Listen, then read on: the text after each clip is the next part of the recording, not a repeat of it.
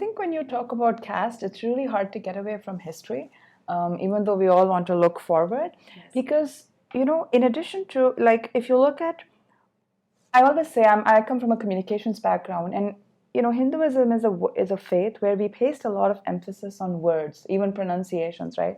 And I always marvel what's happened to our dharmic civilization, where we've become so loose with words that we don't even differentiate between these concepts anymore.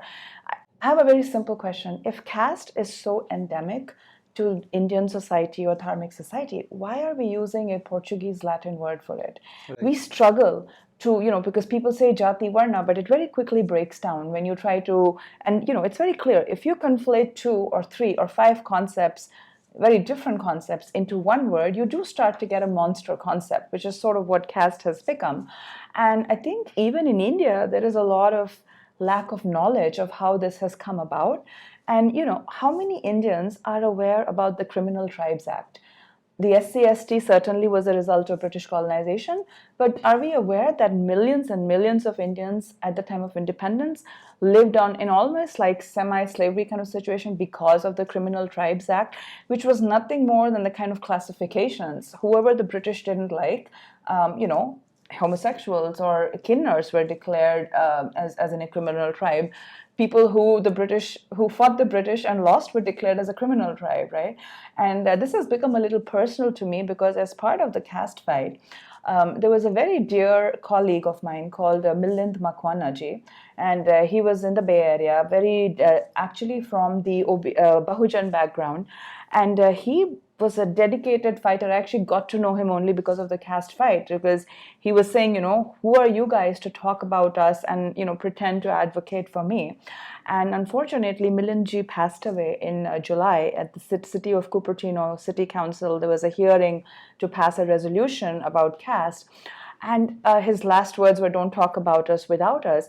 But after his death really shook me. And I started researching his background. And Milinji was from the Makwana background, and Makwanas were declared a criminal tribe by the British just because they were rebelling against the British for not paying taxes. So I think there's so much history to unpack. You could spend an hour or 2 hours just there as to, and was there hierarchy in ancient India, mid-current India? Of course. There's hierarchy everywhere. But was it this kind of solidified 5,000-year-old or 2,500 or 2,000? The other side can't really make up their mind on how long this hierarchy has lasted. Another question that comes is, was there an oppressor and oppressed in that society? Well, and I'm sure there was, but was it unbroken chain, birth-based? That is the important thing, because if you look at history and any culture, unfortunately, humans are tribal people, and they tend to groupism is very common in humans, and there's always a hierarchy. I live in Silicon Valley, home of the progressive ideology. There is a hierarchy right there. The issue is it an unbroken birth-based chain that is oppressive the way it is represented? And I think that is where the story starts to fall apart.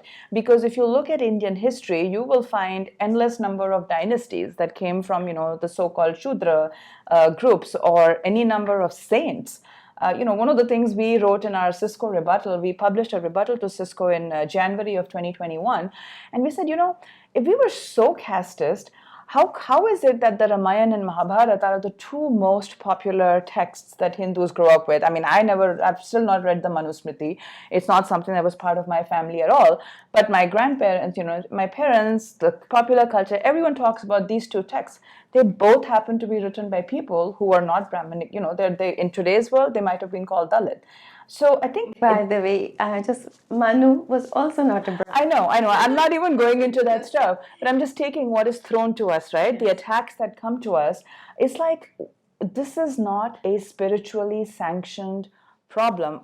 Were there problems? Were they cruel and oppressive Hindus or Indians in history and today? Yes, of course.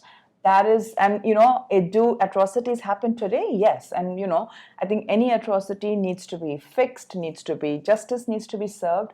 But as happened in California, to fix discrimination, you cannot discriminate against another set of people. And that's exactly what we are seeing, is that, just like the British arbitrarily went about assigning people, certain categories, you're criminal, you're not, etc., we cannot allow that kind of thing to happen again.